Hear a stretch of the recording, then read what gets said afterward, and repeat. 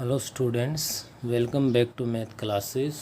और इस वीडियो का अपना टॉपिक है भाई टेंजेंट्स एंड नॉर्मल्स। क्या बेटे? Tangents and normals. बिल्कुल हट के एक नया टॉपिक हमारे पास आ गया है। हाँ, डेरिवेटिव है, वो तो एक कॉमन पॉइंट है, वो तो यूज़ होना ही है कंप्लीट चैप्टर में।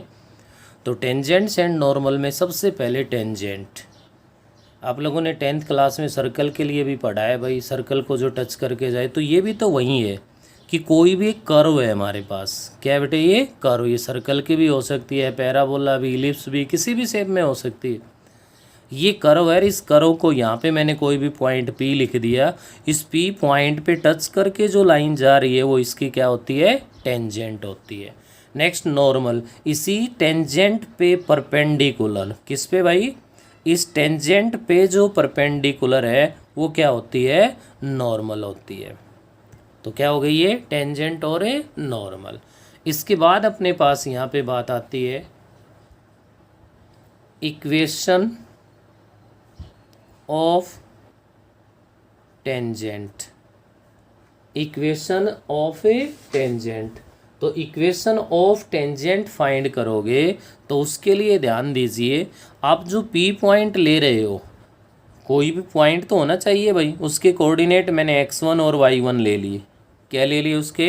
x1 y1। नेक्स्ट अपने पास आपको ध्यान होगा जो स्ट्रेट लाइन में +1 में हमने काम किया था कि वन पासिंग पॉइंट और साथ में स्लोप हो, तो फॉर्मूला क्या था भाई?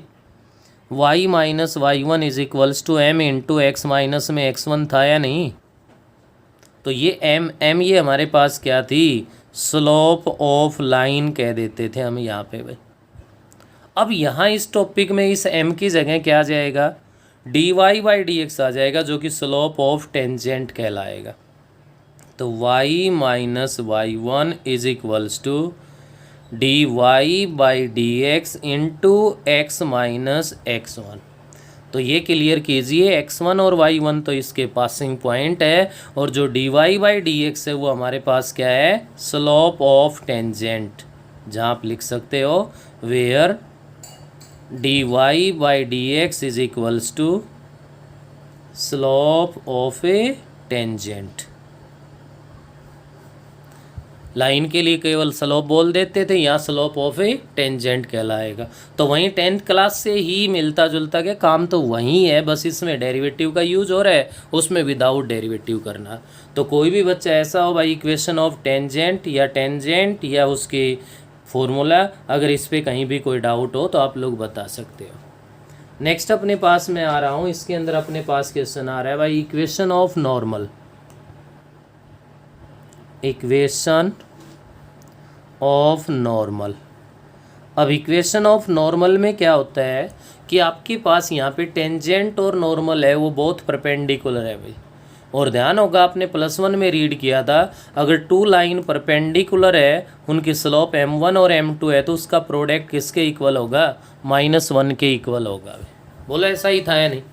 या वन लाइन की स्लोप गिवन थी, परपेंडिकुलर लाइन की स्लोप लेते थे तो नेगेटिव और रेसिप्रोकल ले लेते थे। क्या ले लेते थे? हमें नेगेटिव और रेसिप्रोकल ले लेते थे भाई। वही कहानी यहाँ पे है। यहाँ पे आप स्लोप ऑफ नॉर्मल अगर लिखोगे, स्लोप ऑफ नॉर्मल, तो ये इक्वल होगी किसके भाई? हमारे पास है -1 अपॉन में स्लोप ऑफ टेंजेंट। क्या होगी? -1 अपॉन में स्लोप ऑफ ए टेंजेंट। क्योंकि जब स्लोप ऑफ नॉर्मल और स्लोप ऑफ टेंजेंट फाइंड करवाएगा तो एक को फाइंड करके और सेकंड है वो उसका नेगेटिव और रेसिप्रोकल ले लेंगे हम। तो यहाँ से अपने पास क्या बनेगा भाई? Equation y minus y1 is equals to, जहाँ dy बाई डी एक्स लिखा था वहाँ -1 अपॉन में dy बाई डी एक्स लिखा जाएगा, और इंटू में x माइनस में x1 आ जाएगा। क्या आएगा भाई? y minus y1 is equals to -1 upon d by d x into x minus में x1। अब यूँ मल्टीप्लाई करके इसको और आगे बढ़ा के लिखना चाहो तो वो आप चीज़ लिख सकते हो भाई। क्या? क्योंकि dy बाई डी एक्स इसके साथ मल्टीप्लाई में आ जाएगा, और भाई ये चाहे इधर रख लो, इसको इधर प्लस का ला के लिखो तो वो रख सकते हो। मेन फॉर्मूला तो ये है। अब ये होने के बाद नेक्स्ट हमारे पास जो नोट के अंदर अगर पॉइंट की बात करूं तो इम्पोर्टेंट पॉइंट बनता है एक, when tangent is parallel to x axis if and only if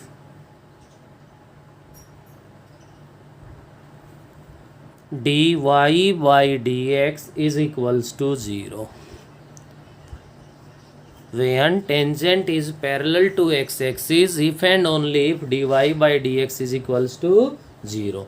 if and only if लग गया तो ये भी क्लियर है कि dy by dx slope of tangent अगर 0 आ जाएगी तो हम कह सकते हैं कि tangent is parallel to x axis. Second जो पॉइंट है वो आपका ये है, when tangent is parallel to y axis if and only if dx upon dy is equals to 0। Y axis के पैरेलल है तो dx अपॉन dy 0 होगा, dx अपॉन dy 0 के इक्वल है तो वाई एक्सिस के पैरेलल है। तो ये तो आपके जो मेन पॉइंट्स थे उनको आप लोग ध्यान रख सकते हो। और उसके बाद अपने पास यहाँ पे हम आगे बढ़ते हैं जो कि एक्सरसाइज में क्वेश्चन है उन पे काम करते हैं।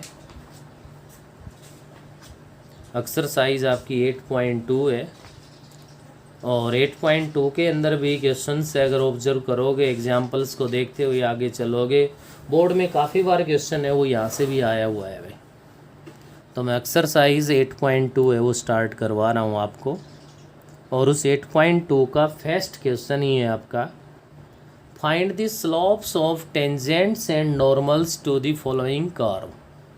जितने भी कर्व गिवन है सब में ये कह रहा है आपको स्लोप ऑफ टेंजेंट और स्लोप ऑफ नॉर्मल फाइंड करना है। कोई नया काम नहीं करना, 7 चैप्टर में करके आ रहे हैं वही काम यहाँ हो रहा है। फर्स्ट पार्ट में द गिवन कर्व, जो गिवन कर्व है वो अपने पास क्या है भाई इस फर्स्ट पार्ट में, y is equals to 3x square minus 4x और at x is equals to 2 पे फाइंड करवा रहा है। स्लोप ऑफ टेंजेंट क्या थी भाई, dy बाई डी एक्स ही तो है। अगर आपकी curve y is equals to x की टर्म में है तो dy बाई डी एक्स ही तो है। Differentiation both sides with respect to x, dy by d x is equals to 6x minus 4। क्यों भाई, ये इसका डेरिवेटिव बन गया। अब ये करा at x is equals to 2, तो at x is equals to 2 की बात करूं तो क्या बन गया, 2 पुट कर दो भाई इसमें, 2 पुट कर दोगे तो ये बन गया 12 माइनस 4 इज इक्वल्स टू कितना आ गया, 8 के इक्वल आ गया। किसके इक्वल आ गया हमारे पास ये 8 के इक्वल।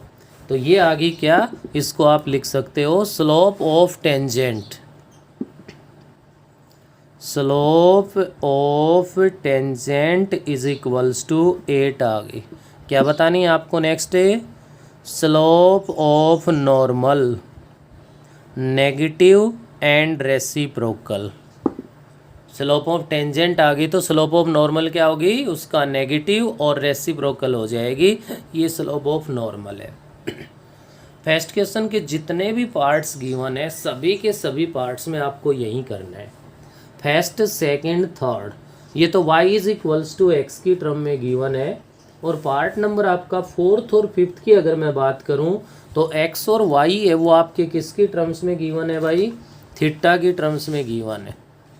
इन दोनों में से भी एक पार्ट रिवाइज करवा देता हूं, 7 चैप्टर रिवाइज हो जाएगा इसके साथ उसके कुछ क्वेश्चंस। पार्ट नंबर 4 ही ले रहा हूं मैं। 4th पार्ट में कह रहा है x is equals to a cos cube theta and y is equals to a sine cube theta. Slope of tangent find करवा रहा है at theta is equals to pi by 4। बार बार 7 चैप्टर में बताए, यहाँ भी समझा रहे हैं आपको। कोई बच्चा गलती से थीटा की वैल्यू यहाँ पुट ना कर दें, क्योंकि यहाँ पुट करते ही तो कांस्टेंट आएगा, कांस्टेंट आएगा तो dy बाई डी एक्स हो तो 0/0 इंडिटरमिनेंट फॉर्म आएगा। आज तक जो किसी के समझ में नहीं आ सका है उस कंडीशन में आप लोग पहुँच जाओगे। तो ये सब कुछ तो डेरिवेटिव करने के बाद dy बाई डी एक्स आपका आएगा, वहाँ पुट करना है हमें तो इसका। तो यहाँ से differentiation both side with respect to theta, it means d x upon d theta a as it is, ये तो कांस्टेंट है, मल्टीप्लाई बाय कोस क्यू, पहले पावर में से 1 less into derivative of its base minus sine theta. क्या बन गया भाई? -3a sine theta into cos square theta. जो भी जितना भी बनेगा वही ठीक है भाई। y का डेरिवेटिव भी थीटा के रेस्पेक्ट कर दो, a as it is, power आगे आ गई, पावर में से 1 लेस कर दिया, बेस का डेरिवेटिव कर दिया, तो साइन थीटा का डेरिवेटिव क्या बन गया? कोस थीटा बन गया भाई। 3a इंटू में साइन स्क्वायर थीटा इंटू में कोस थीटा। अब फाइंड कर देंगे यहाँ से dy बाई डी एक्स, तो क्या बनेगा? dy by D theta upon में dx by D theta. 3a into में साइन स्क्वायर थीटा इंटू में कोस थीटा आ गया, और डिवाइड में आ गया भाई माइनस का 3a इंटू में sine theta into cos square theta आ गया। 3a से 3a डिवाइड, साइन से 1 पावर लेस हो गई, कोस से 1 पावर लेस हो गई, साइन अपॉन कोस 10 बन गया, लेकिन साथ माइनस है, माइनस का ख्याल रखें। तो dy बाई डी एक्स है वो -10 थीटा आ गई, लेकिन at theta is equals to π/4 कह रहा है, तो आप लिख दीजिए dy by d x at theta is equals to π/4, तो -10 π/4, 10 π/4 पे वैल्यू 1 के इक्वल होती है, तो it is equals to minus का 1 हो गया। तो आप यहाँ पे कह सकते हो slope of tangent at theta is equals to π/4 is -1।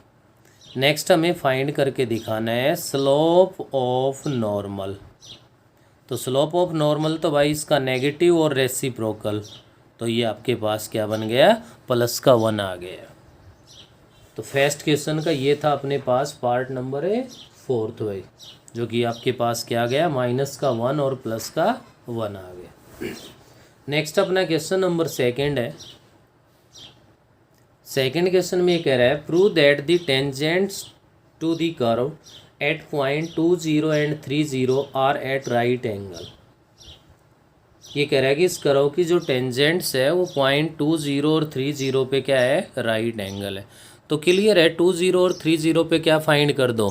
Slope of tangent find कर दो। अगर उनके प्रोडक्ट, स्लोप का प्रोडक्ट -1 आ गया तो परपेंडिकुलर है, अदरवाइज नॉट है। सबसे पहले लिखे दी गिवन कर्व। तो कर्व क्या है भाई हमारे पास यहाँ? y is equals to x² -5x + 6 है। सबसे पहला काम है डेरिवेटिव करना है। क्या बन गया भाई? 2x माइनस में 5 आ गए। अब फाइंड कर दो dy by d x at जो पॉइंट कह रहा है वो आपसे कह रहा है 20। अब 20 पॉइंट कहने का मीनिंग ये है कि x की वैल्यू 2 है और y की वैल्यू 0 है। y इसमें है ही नहीं डेरिवेटिव में, तो कोई परेशानी नहीं है हमें। ये नहीं कि भाई ये यूज़ होगा ही होगा, नहीं, रख दो। 2 × 2 4 -5 माइनस का 1 बन गया। ऐसे ही मैं यहाँ फाइंड कर दूँ dy by d x at, next जो पॉइंट कह रहा है हमसे वो पॉइंट क्या है भाई? 30। तो रखिए x की वैल्यू 3, 6 - 5 इज इक्वल्स टू कितना आ गया? 1 आ गया। इसका मतलब क्या हुआ भाई? Slope of tangent at 20 is equals to -1, और इधर से आ गया slope of tangent at 30 is equals to 1 आ गया। क्लियर है? उसके बाद आप फाइंड कर दो product of slope of tangents at 20 and 30 is equals to -1 × 1 is equals to -1। अब जो product of slope of tangents का प्रोडक्ट अगर -1 के इक्वल आ गया तो हम यहाँ पे क्या कह देंगे भाई? एंस टेंजेंट्स आर परपेंडिकुलर। कैसी बन जाएगी टेंजेंट्स भाई, परपेंडिकुलर हो जाएंगी। तो ये आपका क्वेश्चन नंबर 2 है, कर लेंगे सभी। नेक्स्ट अपने पास 3rd क्वेश्चन है भाई, find the equation of all lines. क्या कह रहा है, find the equation of all lines having slope -1, जिनकी स्लोप है वो किसके इक्वल है। अब क्या कह रहा है यहाँ से कि अपने पास find the equation of all lines having slope -1, कि जो आपके पास स्लोप ऑफ टेंजेंट है वो तो -1 है, that are tangent to curve लिखा हुआ है, जो लाइन है वो इसकी क्या हो, टेंजेंट हो। तो आपके पास एक तो ये कर्व गिवन है और उसके बाद इसकी स्लोप गिवन है, किसकी, टेंजेंट की। तो आपका काम है डेरिवेटिव करना एक्स के रिस्पेक्ट। तो differentiation of x-1 whole raise to the power क्या बन जाएगी, -1 बन जाएगी। बोलिए भाई ऐसा कर सकते हैं। ये करने के बाद जब आप इसका डेरिवेटिव करोगे तो पहले पावर आगे आ जाएगी, पावर में से 1 लेस कर दोगे तो -2 बन जाएगा, into derivative of its base करोगे तो 1 बनेगा। इट मीन -1 अपॉन x-1 का होल स्क्वायर बन गया। ये क्या आ गया, dy/dx। But slope of tangent is equals to -1 given है भाई हमारे पास। ये उस लाइन की स्लोप है जो इस कर्व की टेंजेंट है, और ये dy/dx का मीनिंग स्लोप ऑफ टेंजेंट ही तो है। स्लोप ऑफ टेंजेंट ये है, स्लोप ऑफ टेंजेंट ये है, तो आप यहाँ पे कह सकते हो then -1 is equals to -1 upon x-1 का होल स्क्वायर बन गया, माइनस माइनस प्लस बन गया, और इधर x-1 का whole square is equals to क्या आ गया, 1 के इक्वल आ गया।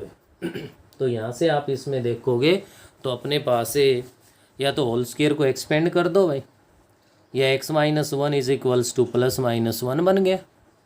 2 केस बन गए। फर्स्ट केस में x-1 इज इक्वल्स टू 1 हो गया, और केस सेकंड में x-1 इज इक्वल्स टू -1, इसमें x की वैल्यू 0 आ गई अपने पास। और इस केस में सोल्व करोगे तो x की वैल्यू कितनी आ गई, 2 आ गई।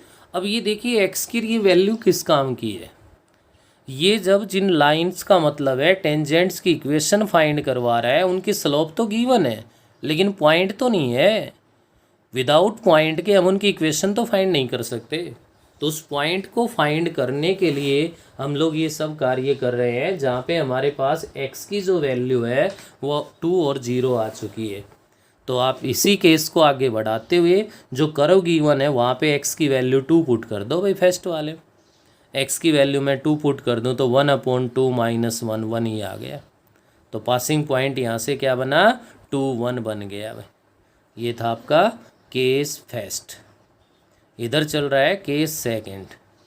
केस सेकंड में x की वैल्यू अगर आप 0 पुट कर दोगे तो y is equals to 1/0 -1, y is equals to -1 आ गया। तो यहाँ से पॉइंट बन गया 0 -1। तो find the equation of all lines, उन सभी लाइंस की इक्वेशन फाइंड कीजिए भाई जिनकी स्लोप -1 है, पासिंग पॉइंट तो अलग अलग है भाई।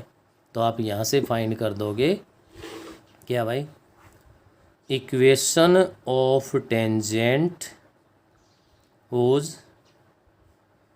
passing point is 2 1 and slope is -1। Passing point 2 1 है, स्लोप -1 है। तो इक्वेशन ऑफ टेंजेंट का फॉर्मूला याद है ही हमें, y - y1 is equals to dy/dx into x-x1। तो y - y1 कितना है, 1 है, dy/dx माइनस का 1 है, इंटू x माइनस में 2।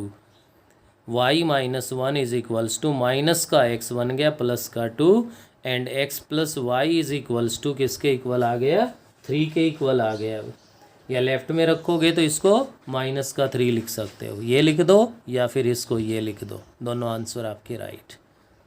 ऐसे ही फाइंड कर दो पासिंग पॉइंट क्या हो, 0 -1। मैं यहाँ से डायरेक्ट कर रहा हूँ, y - y1 is equals to dy/dx -1 into x minus में 0, y + 1 is equals to minus का x हो गया, एक्स को इधर ले आओगे तो x plus y plus 1 is equals to 0 बन गया। तो ये आपके पास आ गई क्या, इक्वेशन ऑफ ए टेंजेंट्स, या उन सभी लाइंस की इक्वेशन आ गई जो कि आपके पास जिनकी स्लोप ऑफ टेंजेंट है वो क्या हो, -1 हो। ऐसा ही बिल्कुल सेम इसका सेकंड पार्ट है, find the equation of all lines having slope 0 that are tangent to the curve. Second part में भी आपको यही करना है, कर्व ये गिवन है भाई 1/x² - 2x + 3 और स्लोप क्या रहेगी 0 है, स्लोप है वो किसके इक्वल है 0। तो कोई यहाँ पे ये नहीं सोच के घबराए कि भाई इसमें तो क्वाड्रेटिक में आ गया, कोई परेशानी नहीं। देखिए डेरिवेटिव मैं करवा देता हूँ, dy/dx क्या बनेगा, डिफ्रेंसिएशन ऑफ x² - 2x + 3 की पावर -1 ऊपर ले गया मैं इसको, माइनस का 1 आगे आ गया और इंटू में x² - 2x + 3 की पावर -2 बन गई और इंटू बेस का डेरिवेटिव करोगे तो 2x माइनस में 2 आ गया भाई। क्या लिख सकता हूँ मैं यहाँ से, dy/dx इज इक्वल्स टू क्या कहलाएगा, -2x - 2 अपॉन में आ गया कितना अपने पास, x² - 2x + 3 but slope of tangent is 0। तो देन इसको 0 के इक्वल रख दो आप, 0 के इक्वल रखोगे तो -2x - 2 upon x² - 2x + 3 is equals to 0। तो डिनोमिनेटर वाला तो 0 से मल्टीप्लाई होके 0 हो गया। क्या बना यहाँ से, 2x is equals to 2 and x is equals to 1। x की वैल्यू सिंगल आ गई वे ओनली, x की वैल्यू 1 पुट कर दो इसमें, तो y इज इक्वल्स टू 1/1 - 2 + 3, तो क्या बन गया 1/2 आ गया। तो पासिंग पॉइंट 1 और 1/2 है, स्लोप जिसकी 0 है, तो इक्वेशन ऑफ टेंजेंट अगर फाइंड करोगे तो y - y1 is equals to 0। क्यों 0 इंटू में x - 1 लिखोगे 0 हो जाएगा, या इसको ज़्यादा से ज़्यादा लिख सकते हो, एलसीएम 2 ले लोगे तो 2y - 1 इज इक्वल्स टू 0। ये आपके पास यहाँ पे इक्वेशन ऑफ ए टेंजेंट बन जाएगी। तो ये था बेटे आपके पास इसका एक्सरसाइज 8.2 का क्वेश्चन नंबर 3 जिसकी शुरुआत है, और इन 3 क्वेश्चंस को आप लोग अच्छे से करें। मैक्सिमम एक्सरसाइज का वर्क इन्हीं 3 क्वेश्चन में आ चुका है। अगर इनको ध्यान से समझ के करोगे, आगे की स्टेटमेंट केवल पढ़ने की ज़रूरत है, जो जो डिफरेंट कंडीशन लगेगी उनके बारे में थोड़ा थोड़ा अगर आपको पता चलता जाएगा तो आप अपने आप कर सकते हो। इस वीडियो में हम इतना ही करेंगे, बाकी नेक्स्ट वीडियो में करेंगे।